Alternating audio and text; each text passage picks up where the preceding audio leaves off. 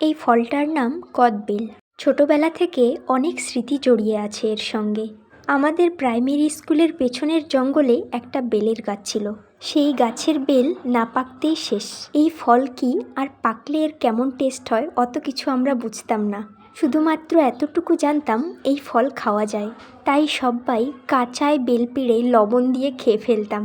ছোটবেলায় একটা মহিলা আমাদের পাড়ায় বেল নিয়ে আসতো। এক কৌটো চালের বদল একটা বেল দিত, আর তখনই দেখেছিলাম বেল পাকলে কালো হয়ে যায়। মা খুব সুন্দর করে সেই পাকা বেল লবণ ঝাল দিয়ে মাখা করত।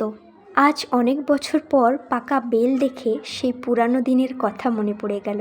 এইভাবে যে লবণ ঝাল দিয়ে বেল মাখা করে খেয়েছে, এই ভিডিওটি দেখার পর অবশ্যই তার জিভে জল আসবে। বেলটিকে অনেক ধন্যবাদ যে আমার পুরনো দিনের কথা মনে করিয়ে দিল, আর আপনাদেরও অনেক ধন্যবাদ ভিডিওটি সম্পূর্ণ দেখার জন্য।